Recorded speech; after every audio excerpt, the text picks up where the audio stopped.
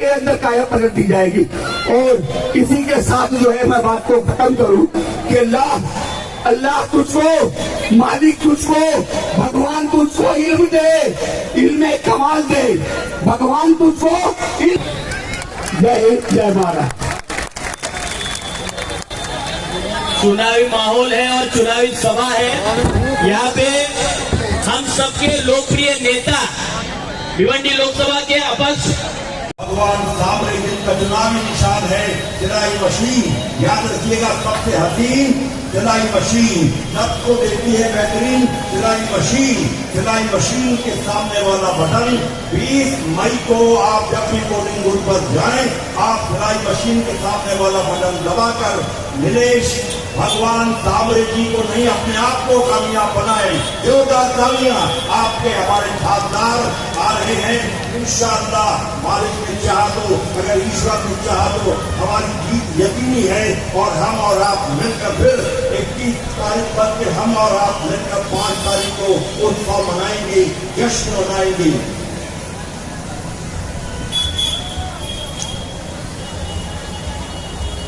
जितने भी वहाँ भी यहाँ पर मौजूद है आजाद उम्मीदवार नीलेश भगवान सामरे साहब और तमाम पार्टियों के जिम्मेदार कार्यकर्ता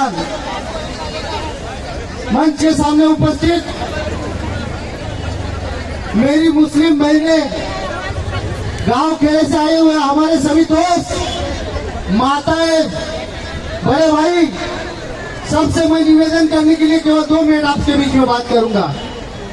शहर में आने वाला एक दिन छोड़कर चुनाव होने वाला है और इस चुनाव के सामने बड़ी बड़ी ताकतें लड़ रही है, जहां पर भारतीय जनता पार्टी, मोदी जी, एक तरफ शरद पवार, एक तरफ उद्धव ठाकरे, एक तरफ अमित शाह, एक तरफ कपिल पाटिल, एक तरफ चंदा मामा, ये सारी ताकतें हैं जिनको लगता है चंदा मामा चंदा बांट कर जीत जाएगा, कपिल पाटिल हिंदू मुसलमान करके जीत जाएगा। मगर कौन आदमी जीतेगा? यहाँ ना हिंदू है ना मुसलमान है, यहाँ हिंदुस्तान है और हिंदुस्तान की जनता है जो नीलेश सामरे साहब के साथ है, ये जिताएंगे। लोगों को लगता है ये बड़ी हुकूमत है, इनके बाजुओं में बहुत ताकत है, इनके पीछे बड़े बड़े लोग हैं। आप जिस जगह खड़े वहाँ पर छत्रपति शिवाजी महाराज का पुतला है। शिवाजी महाराज के सामने भी बड़ी बड़ी ताकतें थी, मगर अकेले शिवाजी महाराज ने हमारे लिए लड़ाई की और ये मुल्क को बचाया। उसी तरह से आप सब माताएं, बहनें, जिनको नीलेश सामरे से सिलाई मशीन दी है, बच्चों के स्कूल का ये किया है, आपके हेल्थ सेंटर का इस्तेमाल किया है, आपको सारी सुविधाएं दी है। एक तरफ आपको कल 200-500 रुपया दिया जाएगा और एक तरफ नीलेश सामरे साहब ने सिलाई मशीन देकर मेरी बेवा बहनों को, मेरी माँ को रोजगार दिया है, जो हर रोज 500 रुपया कमा सकती है, जो 5 साल आपके साथ चलेगा, ना कि सिर्फ 5 दिन। तो आपको तय करना है, एक अच्छा इंसान अगर आपने आज खो दिया तो आने वाले 10 साल में ये विकास ढूंढते रह जाओगे और हाथ में कुछ नहीं आएगा सिवाय चुनावी वादे, सिवाय जुमलों के। तो मैं आपसे कहना चाहता हूँ कि यहाँ पर हिंदू, मुसलमान, दलित, कुणबी, हर समाज का आदमी है जो नीलेश सामरे को, एक नेक इंसान को जिताना चाहता है। आप उसमें हाथ लगाइए और बाबा साहब ने दिए हुए हक का इस्तेमाल कीजिए। बड़ी बड़ी ताकतों को उखाड़ कर फेंकने की ताकत आपकी इस उंगली में। दबाइए सिलाई मशीन का बटन और भगाइए मोदी को, भगाइए कपिल पाटिल को और भगाइए चंदा मामा को। इसी के साथ मैं अपनी बात कहता हूँ और आने वाली 20 तारीख को नीलेश सामरे साहब के 17 नंबर का जो 1 नंबर 2 नंबर मशीन पर पहला बटन है जिसकी निशानी है सिलाई मशीन, उस पर सुबह जाकर वोट लगाइए। आता थाम रहे बीजेपी वाले, आता जरा थाम रहे इंडिया गठबंधन वाले, आता जरा थाम रहे। आला आहे आता आपल्या सर्वांचा भाऊ नीलेश सामरे। धन्यवाद, जय भीम। असं व्यक्तिमत्व म्हणजे भिवंडी लोकसभेचे लोकप्रिय उमेदवार सन्मान्य निलेशजी सांबरे साहेब आपल्याशी संवाद साधताय. मी साहेबांना विनंती करतो आपण मार्गदर्शन करावं. आज के अपने इस रैली और सभा के में उपस्थित हुए अभी 5 मिनट में प्रकाश जी आंबेडकर साहब आ रहे हैं, जिनके पाठिंबा से मैं इलेक्शन खड़ा रहूं. वो वंचित बहुजन आघाड़ी, प्रहार और यमायाम, खानदेश सेना, अखिल महाराष्ट्र कुणबी एकीकरण समिति, सकल मराठा संघ और बहुत छोटी मोटी संगठना और आप सब मेरे सिस्टर लोगों, सब भाइयों, आपके दम पे मैं इस इलेक्शन लड़ रहा हूँ. आज बोलने के बहुत बोलने का है मेरे को आपसे. मेरे को अभी पत्रकार जी ने पूछा कि आप रैली कब निकालने वाले हो विजय की. मैं आपको पूरे सब भिवंडी वाले को शब्द देता हूँ, पहला दिन मेरा जिस दिन चुन के आऊंगा इंदिरा गांधी हॉस्पिटल का परिस्थिति सुधारूंगा, दूसरे दिन रुक्मिणी देवी का सुधारूंगा, बदलापुर का सुधारूंगा, उसके बाद में शिक्षा का सुधारूंगा. 4-5 दिन मेरे उसमें जाएंगे, उसके बाद में ये अपनी विजय रैली निकलेगी. विजय किस चीज का करने का, जब हम आपको अच्छी तरह से आरोग्य व्यवस्था नहीं दे सकते, बच्चों को शिक्षा नहीं दे सकते, तो किस दिन का विजय महोत्सव करने का. आपने देखा होगा, हेलो, मैं आपको बोलता हूँ कि जो चीजें आज भिवंडी की हालत इतनी बुरी है, लूम्स की पूरी वाट लगाई, टोरेंटो ने पूरा भिवंडी का परिस्थिति कठिन कर दिया है, रोजगार की व्यवस्था नहीं है. आज मेरे इतने शिक्षक क्यों आ सके यहाँ पे, क्योंकि इनको गोडाउन में काम नहीं करना है, इनको इधर ही काम मिलाना है और उनको मालूम है उनका भाई यहाँ पे उनको रोजगार उपलब्ध कर देगा. मेरे बहने को अच्छा एजुकेशन देके, अच्छा क्वालिफाइड बना के उनको अच्छे जॉब में लगना चाहिए. हम आपको दावे के साथ बोल सकता हूँ कि भिवंडी में जैसा सूरत में टेक्सटाइल पार्क है, वैसा भिवंडी में हम 100% लाएंगे. अपने सबके बच्चों के लिए हर गली में, हर मोहल्ले में अपन फ्री कोचिंग क्लासेस की व्यवस्था करेंगे. और इतना ही नहीं, आपके सबके तबियत के लिए हर मोहल्ले में अच्छा जिजाऊ का आरोग्य क्लिनिक खड़ा करेंगे. आपको मालूम है ये 15 साल से हमने जो काम किया है, वो जो काम किया है और ये काम के दम पे हम बोल रहे हैं कि हमने 5 CBSE स्कूल खोला है, हमने एक ऐसा रुग्णालय हॉस्पिटल खोला है कि जिसमें पेट से निकले हुए पेट के बच्चे से लेके 100 साल के दादाजी तक सबको मुफ्त में इलाज होता है. और इतना ही नहीं, आज अपने भिवंडी के लोग बोलते होंगे ये बाहर का है, बाहर का इधर आ गए. मैं दावे के साथ कह सकता हूँ मेरा पढ़ाई यहाँ पे हुआ है और भिवंडी के कम से कम 25,000 मेरे बहन और भाई लोगों को उपचार अपने झड़पुली के हॉस्पिटल में हुआ है. इतना ही नहीं, भिवंडी तालुका के हर गांव का बच्चा अपने झड़पुली में पढ़ता है. देश में पहला प्रयोग हमने किया है कि इयत्ता 9 कक्षा से JEE नीट का क्लासेस शुरू किया है, क्योंकि हमारे बच्चे गवर्नमेंट मेडिकल कॉलेज में डॉक्टर होना चाहिए, हमारे बच्चे IIT में जाना चाहिए, यह अपना सपना है. अपने को मेरे को मैं दावे के साथ कह सकता हूँ, गए 15 साल में 1.5 लाख मेरे सिस्टर लोगों को खुद के पैर पे खड़ा किया है. आज आपके सामने छत्रपति शिवाजी महाराज की शपथ लेके बोलता हूँ, मैं हर साल मेरे कॉन्सेप्ट से 1 लाख मेरे सिस्टर लोगों को खुद के पैर पे खड़ा करूंगा. बेरोजगारी खत्म करने के लिए 8,000 बच्चों को अच्छी तरह से पढ़ाई देके अच्छे तरह से उनको नौकरी दूंगा. मैं ये नहीं बोलूंगा दिया नौकरी दिया है, और हर साल 15,000 बच्चों को अच्छी गवर्नमेंट की जॉब मिल देना मेरा ड्यूटी है. उनको अच्छा ट्रेनिंग देगा, अच्छा क्लासेस की व्यवस्था करके वो गवर्नमेंट के जॉब पे लगेगा, ये मेरा शब्द है. हम ये नहीं बोलेंगे कि भिवंडी स्मार्ट सिटी हमने बनाए. कौन से मुंह से आते हैं कपिल पाटिल जी यहाँ पे वोट मांगने को? वो कभी आते दही अंडे को याद हंडी फोड़ने के लिए CM साहब को लेके, DCM को लेके, और इधर अदर दिन कहा कभी उनको भिवंडी के सुख दुख का पड़ा रहता है, कभी उनको पड़ा रहता है. अभी वो पैसा भेज रहे. वैसे बोलेंगे भारत के हर नागरिक को ड्यूटी है कि हर आदमी ने वोट करना चाहिए, इसलिए हम लोगों ने प्रयत्न करना चाहिए. लेकिन कपिल पाटिल अपने मुसलमान पुडारी को लोगों को पैसा देके मुसलमान दीदी दादा ने वोट नहीं निकलने का पैसा दे रहे. कितना गलत काम कर रहा है अपना लोक प्रतिनिधि. जिसने 10 साल में कभी देखा नहीं यहाँ के बांधव कैसे रहते, भगिनी कैसे रहते, बच्चे कैसे जीते, बच्चों का पढ़ाई का क्या है और लोगों के इंदिरा गांधी हॉस्पिटल के क्या हाल है। मैं दावे के साथ बोल सकता हूँ पूरे देश में इतनी बुरी हालत नहीं रही होगी इतना भिवंडी के इंदिरा गांधी हॉस्पिटल की हालत है। क्या वहाँ पे फिजिशियन नहीं, वहाँ पे पीडियाट्रिशियन नहीं, वहाँ पे गायनाइक नहीं, वहाँ पे सर्जन नहीं है। मैं आपको एकदम दावे के साथ कसम लेके बोलता हूँ 4 तारीख को रिजल्ट लगने के बाद 5 तारीख में मैं जिजाऊ संस्था की तरफ से इंदिरा गांधी हॉस्पिटल में 5 डॉक्टर की व्यवस्था करूंगा। मेरे कोई भी दीदी डिलीवरी के लिए सीजर करने के लिए थाना नहीं जाएगी, उसका व्यवस्था इधर ही होगा। यहाँ के अप्रेंटिस, अल्सर, किडनी स्टोन सब ऑपरेशन यहाँ पे होगा, ऐसा व्यवस्था मैं करूंगा। आज बोलते हैं कपिल पाटिल टोरंटो के मैं क्या दामाद है कि टोरंटो हमारे हम कर सकता है। अरे 10 साल तेरे को दिया था, लोगों ने प्यार दिया था, भिवंडी वाले ने।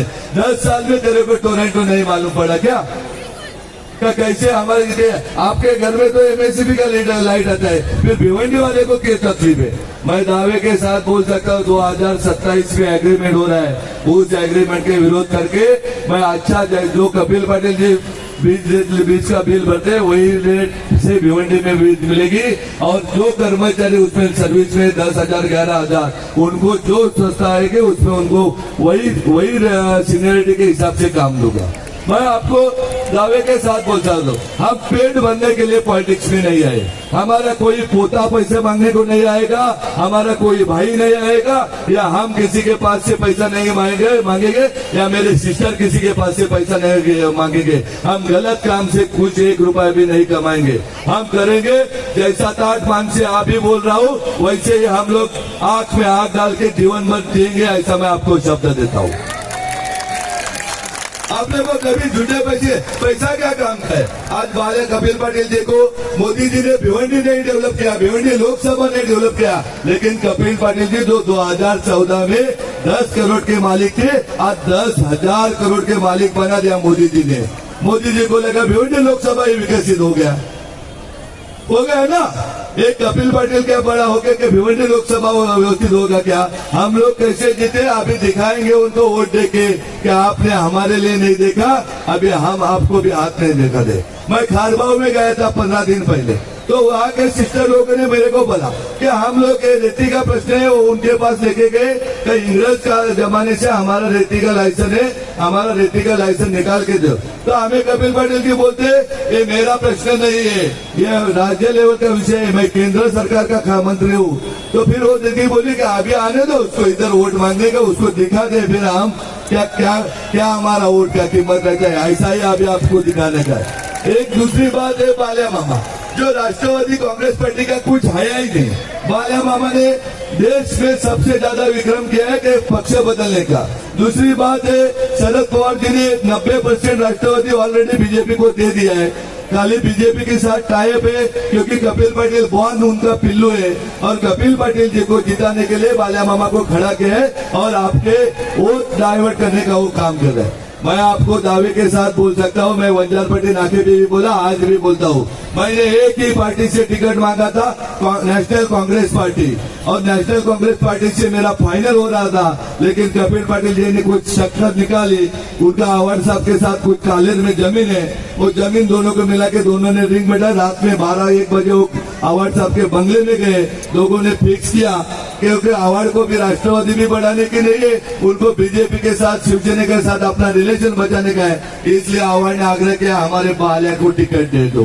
बाल्या का है क्या, 2014 में इलेक्शन में खड़ा था, 2 दिन पहले उसने मोबाइल बंद कर दिया, 2019 में उसने टिकट ले लिया, फिर वो गायब हो गया, फिर उसने फॉर्म निकाल दिया, फिर 2024 में आए।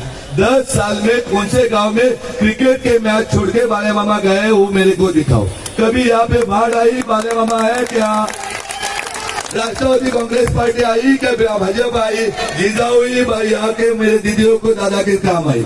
यहाँ पे कभी कोविड के काल में बाल्या मामा किधर दिखा क्या कपिल पाटिल किधर दिखा किसी को, वो टाइम में भी खाली जिजाऊ ही अपने परिवार का भाग लिया। आज 15,000 से ऊपर मेरे दीदियों को रोजगार देने का काम अपने जिजाऊ ने किया, लेकिन कपिल पाटिल जी के भाजपा और बाल्या मामा के राष्ट्रवादी कांग्रेस पार्टी ने 5 लोगों को दावा दिया है कि यहाँ पे रोजगार दिखा दो का ये 5 लोगों को इन्होंने रोजगार दिया है, दीदियों को खड़ा किया है। मैं दावे के साथ बोल सकता हूँ, गायत्री नगर में अपना क्लिनिक है, वो क्लिनिक में कम से कम 22,000 लोगों ने हमारे उपचार लिया है। हर गली में, हर गांव में अपना मेडिकल कैंप होता है और वो मेडिकल कैंप से अपने भाइयों को, बहनों को, छोटे बच्चे से लेके बुजुर्ग तक ठीक करने का काम करती है आपकी चीजों।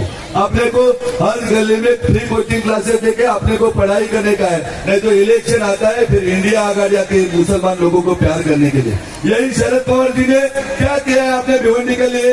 आपको बच्चों, आपको मालूम नहीं होगा, जो जे हत्याकांड में जो गाड़ी गई थी, वो गाड़ी में जो आपने झुलेराव जी साथ में आंध्र ठाना लोकसभा लड़ाओ, इधर उन्होंने उनका बारामती सुधार दिया हो, और नरेंद्र मोदी जी ने उनका गुजरात सुधार दिया, उनका कपिल पाटिल सुधार दिया। लेकिन अपने शरीर के कपड़े कौन अच्छे बनाएंगे? अपने घर में गैस का कौन लाएगा?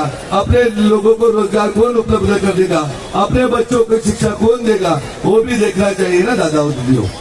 आज परसों बहुत ज्यादा पैसे का मार होगा। यहाँ पे बहुत दलाल बैठे हैं भिवंडी में, उस सालों का जिस समाज में जन्म लिया उसका भी उनको कुछ पड़ा नहीं है। लोग किचड़ में रहते हैं, उनको कुछ पड़ा नहीं, वो खाली किधर से भी पैसा लेते हैं। बहुत से कारपोरेटर लोग हमारे पास भी आए थे, हम पीछे से पाटिंबा देंगे, हम ऐसा पाटिंबा देंगे, हम वोट आपको ही देंगे, ऐसा करने का उनका ये नेहमी का टैग है। जो ये टैग को मत निकलो, आप बाहर निकलो सब दीदियों और भाइयों, और 1 नंबर काम करो। क्या दूसरे मशीन पे 1 नंबर पे 17 नंबर पे जो अपना सिलाई मशीन है नीलेश भगवान सामने, उस पे उंगली लगाओ और मेरे को चुन के लाओ। मैं भिवंडी का पूरा काया पलट करूंगा, जैसा मेरे गांव का किया है वैसा आपका काया पलट करूंगा भिवंडी का, ये आपको शब्द देता हूँ। हम झूठे का वादे करने वाले नहीं,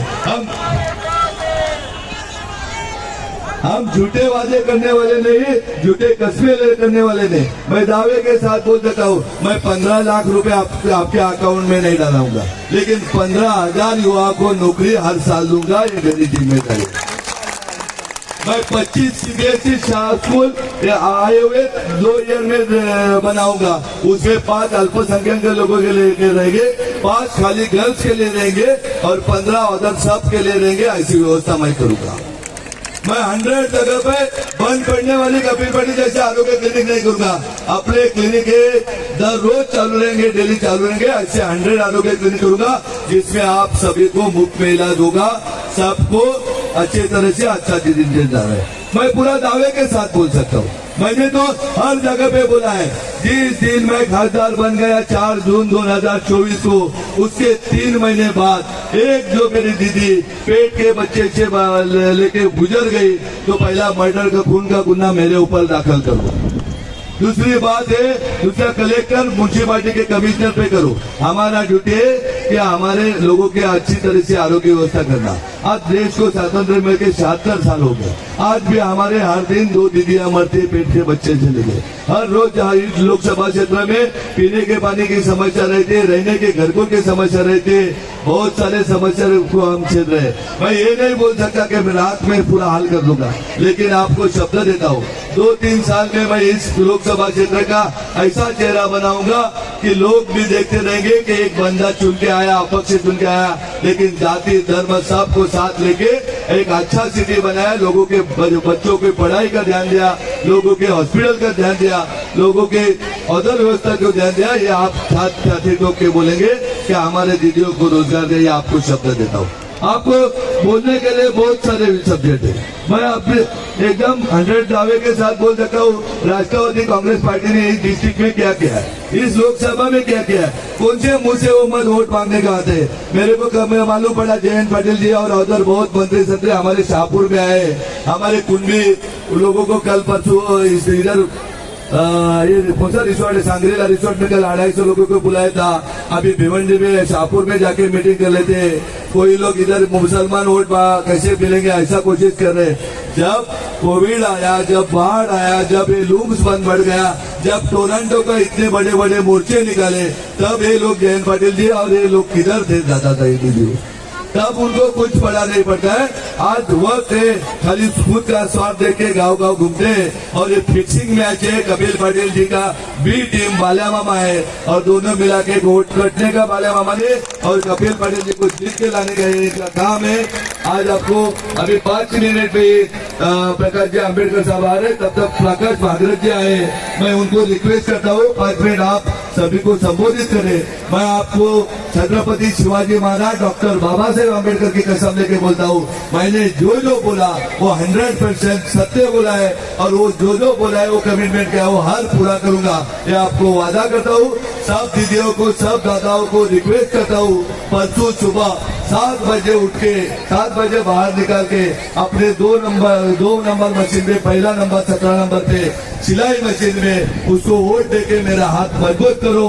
मैं कभी जीवन में भाजपा में नहीं जाऊंगा, मेरा कांग्रेस से साथ ही अच्छा रिलेशन है, वही मैं फाइनल निर्णय लूंगा, ये आपको शब्द देता हूँ और रुकता हूँ। अभी प्रकाश जी भागवत साहब आपको बात करेंगे।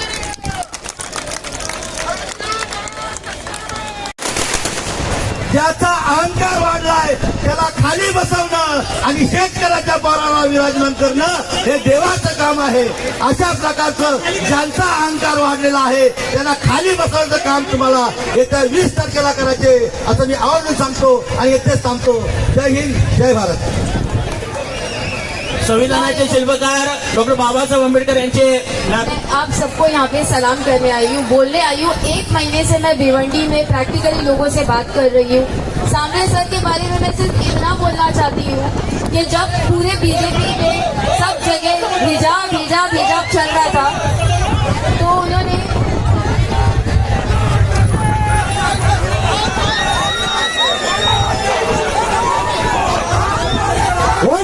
बहुजन आघाडीचा बाळासाहेब आंबेडकरांचा डॉक्टर बाबासाहेब आंबेडकरांचे नातू श्रद्धेय बाळासाहेब आंबेडकर वंचित बहुजन आघाडीचे सर्वे श्रद्धेय बाळासाहेब आंबेडकर यांचं मंचावर आगमन झालेलं आहे। भिवंडी लोकसभेचे अपक्ष उमेदवार सन्माननीय निलेशजी सांबरे साहेब यांच्या प्रचारार्थ बाळासाहेब या ठिकाणी उपस्थित आहेत। आपण जोरदार टाळ्यांनी बाळासाहेबांचं स्वागत करूया। सर्वांनी जोरदार टाळ्या वाजवायच्या आहेत।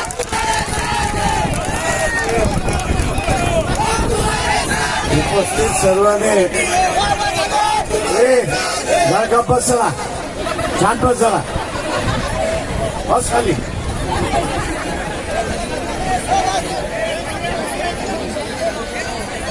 उपस्थित सर्व बंधूंनो आणि भगिनींनो, ट्रॅफिक मध्ये असताना 1.5 तास आमचा गेला, त्याच्यामुळे यायला उशीर झाला। मी आपल्या सगळ्यांना या ठिकाणी असताना दिलगिरी व्यक्त करतोय। माझ्याकडे फक्त असणार एक 5 मिनिटं आहेत अशी परिस्थिती आहे आणि या 5 मिनिटानंतर निवडणुकीचा प्रचार थांबणार आहे आणि 20 तारखेला असणारा आपल्याला खासदार या ठिकाणी निवडायचा आहे। मित्रो, एकंदरीत परिस्थिती आपण या ठिकाणी पाहतोय। काल मुंबईमध्ये असणारे 2 तमाशा झाला, एक शिवाजी पार्कला झाला। सगळ्यात महत्वाचं म्हणजे पंतप्रधानाचं कार्यालय जे मानवतेचं कार्यालय असलं पाहिजे, हे मानवतेचं कार्यालय न राहता हे वसुलीचं कार्यालय राहिलं, हे आपण असं लक्षात घ्या। आणि या वसुलीमुळे या देशातलं 2014 ते राज्यसभेमध्ये प्रश्न विचारण्याच्या तारखेपर्यंत, ते मागच्या 3 महिन्यापर्यंत या ठिकाणी 17 लाख हिंदू कुटुंब की ज्यांची मालमत्ता 50 कोटीच्या वरती आहे, त्यांनी नुसता देश सोडला नाही तर त्यांनी नागरिकत्व सोडलं, अशी असणारी परिस्थिती आहे। मित्रो, एका बाजूला हिंदू राज्य करायला निघालेलं सरकार आणि दुसऱ्या बाजूला आपल्याला असणारं दिसतंय की या ठिकाणी ज्याला म्हणताय की हिंदूंनाच देशाच्या बाहेर घालवण्याचं राजकारण त्या ठिकाणी चाललं।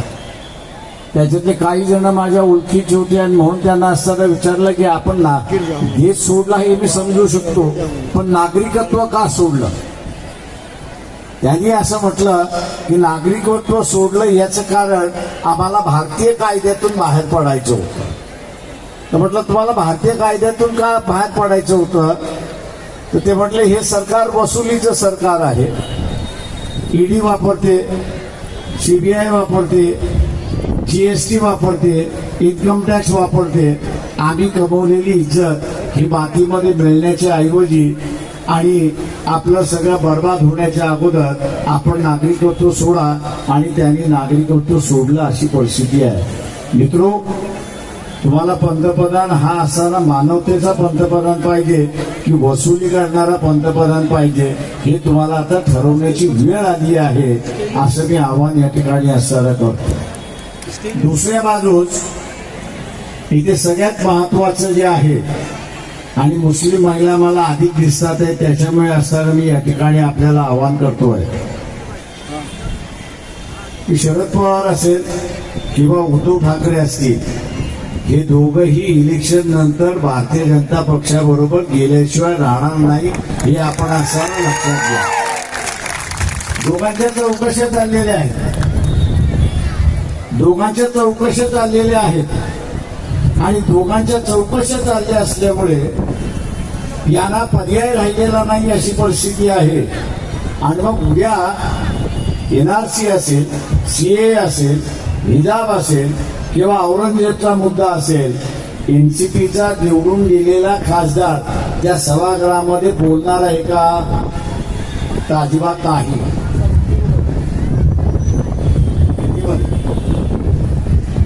मैं जो कहना चाहता हूं कि एनसीपी और उद्धव ठाकरे दोनों जो है, ये इलेक्शन के बाद बीजेपी के साथ जाने के अलावा इनके पास कोई रास्ता नहीं है. इनकी इंक्वायरी चली है, और ये इंक्वायरी के बाद इंक्वायरी से बचने के लिए ये बीजेपी के पास जाएंगे, ऐसी एक परिस्थिति है. फिर रहा मुसलमानों का सवाल, हिजाब का सवाल हो, एनआरसी का सवाल हो, या औरंगजेब का सवाल हो, या यहाँ पर मोहम्मद पैगंबर के बारे में अपील हो, मैं ये समझता हूँ कि एनसीपी का जो खासदार है, जो खड़े है, वो अगर चुन के जाए तो किसको वोट देंगे? आपके साथ रहेंगे या बीजेपी के साथ में रहेंगे? ये सवाल सीधा है कि पिछले बार जब एनआरसी का कायदा आया तो एनसीपी जो है वो सदन से वॉकआउट कर गई, और एक तरीके से उन्होंने सपोर्ट दिया, ऐसी एक परिस्थिति है. मैं ये मान के चलता हूँ कि सामने इंडिपेंडेंट लड़ रहे हैं, किसी पार्टी पर उनकी कोई शिकायत नहीं हो सकती, ना किसी पार्टी का उन पर राज चल सकता है. वो अपने ही दिल के मालिक है, अपने ही विचार के मालिक है, और इसलिए जब इस मंच से वो कह रहे हैं कि हम मुसलमानों के साथ रहेंगे, उनके इश्यूओं के साथ रहेंगे, तो मैं समझता हूँ कि उनके लफ्जों पर हम लोग में विश्वास रखना चाहिए, और वो हम लोग के साथ यहाँ पे लड़ेंगे और साथ रहेंगे. मैं ये बात जरूर कहूंगा और मुस्लिम समुदाय से कहूंगा कि यहाँ की फाइनेंस मिनिस्टर जो है, उनका नाम क्या है? उनका नाम क्या है? निर्मला सीतारामन. उनके पति है जिनका नाम है परकला प्रभाकरन, उनका नाम है. एक 16-17 दिन पहले उन्होंने जो है एक यूट्यूब पर मुलाकात दी. अपनी किताब के विमोचन के वक्त उन्होंने एक यूट्यूब पर मुलाकात दी, कलकत्ता से मुलाकात दी, और उस कलकत्ता के मुलाकात में, यूट्यूब के मुलाकात में उन्होंने खास करके मुस्लिम समुदाय को आगाह करने की कोशिश की. उन्होंने ये कहा कि ये प्राइम मिनिस्टर जो है, मोदी अगर दोबारा बनता है, प्राइम मिनिस्टर अगर बनता है, तो यहाँ लोकशाही खतरे में आ जाएगी, और ये हुकुमशाह बनने की कोशिश करेगा, और जिस दिन ये हुकुमशाह बनने की कोशिश करेगा तो वो समाज को अस्थिर करने की कोशिश करेगा. और समाज को अगर अस्थिर करने का रास्ता क्या होगा? जो गोधरा में हुआ वही दोबारा होगा, जो मणिपुर में हुआ वही दोबारा हुआ. इसका इशारा यहाँ निर्मला सीतारामन इनके जो पति है प्रकला प्रभाकरन यहाँ पर दे रहे हैं। इसलिए मैं अनुरोध करता हूँ आप लोगों से, 5 बजने का वक्त आ गया है, मैं मुस्लिम समुदाय से आग्रह करता हूँ, विनती करता हूँ कि आप सामने के साथ रहिए। उनकी निशानी